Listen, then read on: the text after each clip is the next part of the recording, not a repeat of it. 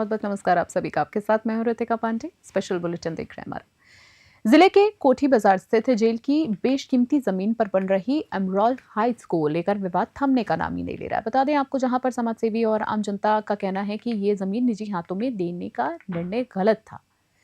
स्थानीय लोगों का मानना है कि जमीन नगर पालिका को दी जाती तो शहर के साप्ताहिक हाट बाजार, मल्टी स्टोरी पार्किंग्स और अतिक्रमण मुक्त कॉम्प्लेक्स जैसी योजनाओं से शहर को लाभ हो सकता था। विवाद ये भी है कि तत्कालीन कलेक्टर अमनवीर सिंह बैस और उनके पिता के प्रभाव के चलते जमीन निजी फर्म को दे दी गई है। वर्तमान में एसडीएम बैतूल की देखरेख में स्पेशलिस्ट टीम ने जांच शुरू कर दी है, लेकिन निष्पक्ष रिपोर्ट की संभावना कम दिखाई दे रही है।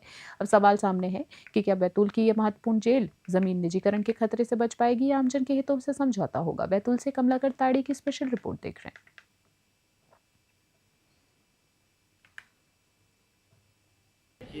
एक तो भाजपा सरकार द्वारा ये जो जगह बेची गई है, सिर्फ 60 करोड़ रुपए में जेल ट्रांसफ़र किया गया है और आज अगर इसकी वैल्यू निकाली जाए तो कम से कम 600-700 करोड़ रुपए की यह जगह है और जो मतलब गलत तरीके से बेची गई है। अगर यही जगह पे अपना बाज़ार बसाया जाए या जो आम पब्लिक है बेचारी जो अतिक्रमणकारी को हटा रहे हैं उनको अगर बसाया जाए तो इतना ही पैसा नगर पालिका भी वसूल सकती थी, मगर यह किसका षड्यंत्र है ये तो अपन नहीं कह सकते, मगर जेल की ज़मीन वापस नगर पालिका को हैंडओवर होना चाहिए।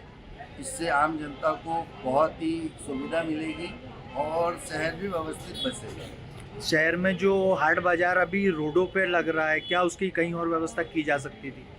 अब वैसे तो जगह कहीं बची नहीं है और ये जगह हाट बाजार के लिए ही बोली गई थी कि यहाँ पे हाट बाजार भी लगाया जाएगा और कॉम्प्लेक्स बनाकर लोगों को दुकानें दी जाएगी। ये वैसे भी बैतूल ज़िले में, बैतूल शहर में कहीं पर शासन की ज़मीन नहीं है। इतनी सारी योजनाएं यहाँ से वापस जा रही हैं और ये कौन सी नीति है शासन की, ये समझ में नहीं आई कि एक 60 करोड़ रुपए का जेल बन रहा है शहर के बाहर और बेशकीमती ज़मीन जो करीब जिसका आकलन लोग 600 करोड़ रुपए कर रहे हैं, वो ज़मीन आप दे रहे हैं। ये कौन सा गिफ्ट पैकेज है, ये समझ में नहीं आ रहा। तो ये क्या सरकार के जिन लोगों को जनता ने वोट दी है, जो सरकार के जो नुमाइंदे बने बैठे हैं, जो बड़े बड़े केंद्रीय मंत्री प्रदेश अध्यक्ष बन के बैठे हैं, तो क्या उनका दिमाग इस ओर क्यों नहीं जाता कि हम बैतूल की जनता को क्या अच्छा दे सकते हैं। ये ठेकेदारों को बैतूल बेचने का जो काम कर रहे हैं, इस पर बैन रहना चाहिए और अपनी योजनाओं का ऐसा क्रियान्वित होना चाहिए कि आने वाली पीढ़ियां भी हमारे शहर को अच्छे से अच्छा कर सके। निश्चित ही मैं शुरू से ही ये बात, जब जिला कांग्रेस अध्यक्ष था तब भी मैंने ये मांग करी थी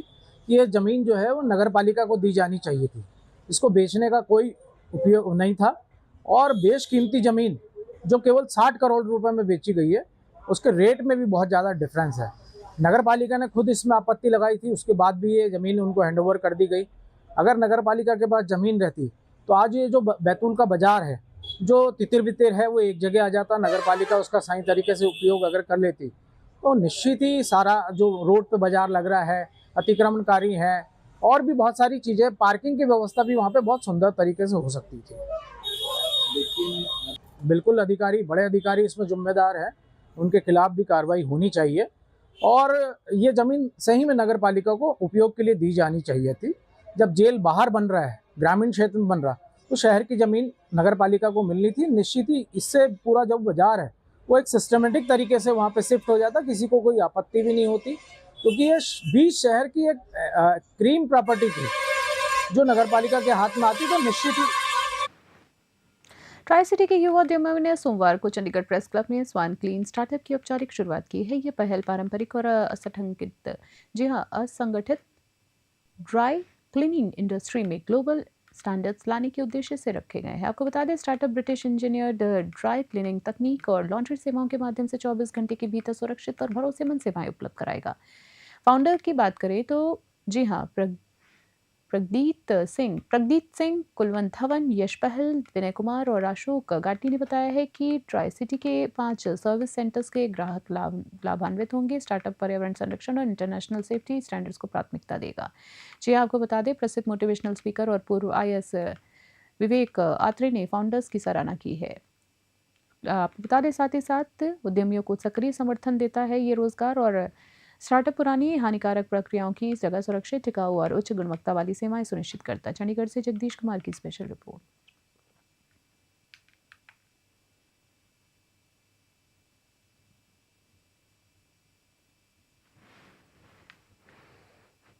और अगली खबर की बात करें, जिले के किसान धान की खरीद न होने से चिंतित हैं। मिल मालिकों ने सोमवार के धान कटाई न करने का निर्णय लिया है। उनका विरोध भुवनेश्वर में जारी है और राज्य सरकार समझौते की कोशिश कर रही है। खरीफ फसलों की खरीद में देरी और बैंक गारंटी के मुद्दों से किसान पहले ही नुकसान झेल चुके हैं। जिले के 230 मंडियों में पहले चरण में 20.26 लाख क्विंटल लक्ष्य के मुकाबले 36.58 लाख क्विंटल धान की खरीद हो चुकी है, लेकिन अभी भी किसानों की फसल मंडियों में फंसी है।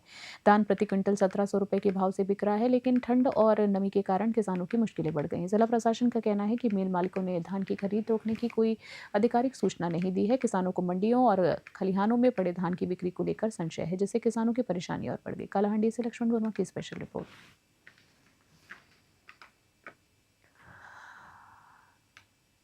भगीरथपुरा में जीवनदायिनी नर्मदा जल में दूषित पानी मिलने से मौतों ने प्रदेश को हिला कर रख दिया है। जी हाँ, बिल्कुल दुखद खबर है। कांग्रेस नेता अजय सिंह ठाकुर ने कहा है कि ये अचानक घटना नहीं है, बल्कि नेताओं और अधिकारियों की गंभीर लापरवाही का नतीजा है। करीब 2,42,500 लोग हैं इलाके में। ठाकुर ने मुख्यमंत्री, नगर निगम महापौर और जल संसाधन मंत्री सहित संबंधित अधिकारियों की निष्क्रियता पर बड़े सवाल उठाए हैं। नगरीय प्रशासन मंत्री कैलाश विजयवर्गीय ने से इस्तीफे की मांग की गई। उन्होंने कहा है कि नगर पालिका और पानी की सप्लाई की व्यवस्था समय पर खस्ता हाल है। आपको बता दें, खबर देख रहे थे आप, धार से इमरान खान की स्पेशल रिपोर्ट।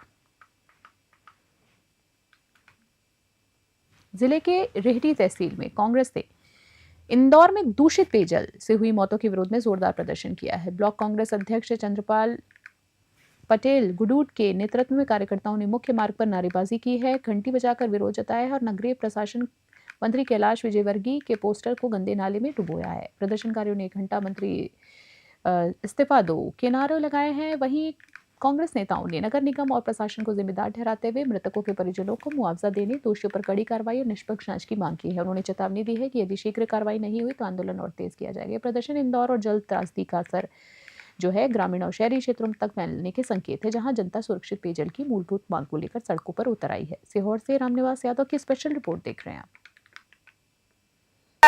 कैलाश विजयवर्गीय मंत्री जी के विरोध में यहाँ पर हम लोगों ने एक धरना आंदोलन किया हुआ है। रेहटी में पूरे युवा कांग्रेस, सभी कांग्रेस के। इंदौर की घटना जो घटी है, ये मध्य प्रदेश के इतिहास में शर्मसार करने वाली घटना है। जहरीली शराब से लोगों को मरते देखा होगा, लेकिन पहली बार जल से लोगों को मरते हम सब देख रहे हैं। हम सबके लिए बड़ा दुखद। और अगली खबर की बात करें, गुना से देख रहे हैं। वार्ड नंबर 19, जी हाँ, शांतिनगर में नालों से गंदा पानी आने की शिकायतों ने लोगों की चिंताएं बढ़ा दी। महिलाओं ने कहा है कि वे इंदौर जैसी घटना नहीं चाहती हैं, इसलिए नगरपालिका और प्रशासन तत्काल समस्या का समाधान करे। वर्षा शर्मा और रानी चौरसिया के अनुसार दूषित पानी पीने से कॉलोनी के बच्चों और बड़ों में लगातार बीमारियां बढ़ रही हैं। वर्षा ने बताया है कि पानी के बाद उनके बच्चों को उल्टी हुई है। मोहल्ले के 15 से 20 घर इस तरह की समस्याएं प्रभावित हैं। रहवासियों के मुताबिक जो है पुरानी और क्षतिग्रस्त पाइपलाइन, इस कारण ये गंदगी जो है फैल रही है। मेन लाइन में घुस रहा है गंदगी और घरों में अलग पाइपलाइन ना होने से लेजम लाइन के जरिए पानी पहुंचाया जा रहा है, जिससे दूषण बढ़ रहा है। भानु किरार, रानी चौरसिया, गीता साहू और वर्षा शर्मा ने बताया कि 1 साल से ज्यादा समय से शिकायतें वो लोग कर रहे हैं, पर समाधान अभी तक उनका नहीं है। लोगों ने प्रशासन से नई पाइपलाइन बिछाकर स्थायी समाधान करने की मांग की है। गुना से विनोद सोनी की स्पेशल रिपोर्ट देख रहे हैं आप। भीषण सर्दी के बीच एक दर्दनाक घटना सामने आई है। विदिशा जिले के लटेरी तहसील के ग्राम निशोबरी में 5 महीने की बच्ची अलाव में झुलसने से गंभीर रूप से घायल हो गई है, जिसके बाद इलाज के दौरान उसकी मृत्यु हो गई है। दुखद खबर है। आपको बता दें, जानकारी के अनुसार रात को घर के बाहर जल रहे अलाव के पास बच्चे बैठे थे। इसी दौरान मासूम आराध्या अचानक अलाव में गिर गई, जिससे परिजन पहले उसे लटेरी ले गए, जहां से बड़े अस्पताल के लिए रेफर कर दिया गया उस बच्ची को। बाद में परिजन बच्ची को गुना जिला अस्पताल लेकर पहुंचे, लेकिन डॉक्टर्स उसे बचा नहीं सके। मासूम के पिता दौलत राम ने सरकारी एम्बुलेंस न मिलने और गुना अस्पताल में देर से इलाज शुरू करने के आरोप लगाए हैं। गंभीर आरोप है। आपको बता दें, उन्होंने कहा है कि समय पर उपचार मिलता तो शायद उनकी बच्ची की जान बच सकती थी। गुना से विनोद सोनी की स्पेशल रिपोर्ट। खास बुलेटिन में फिलहाल के लिए इतना ही। बने रहे न्यूज़ स्टूडियो में। फिलहाल के लिए नमस्कार, जय हिंद, जय भारत।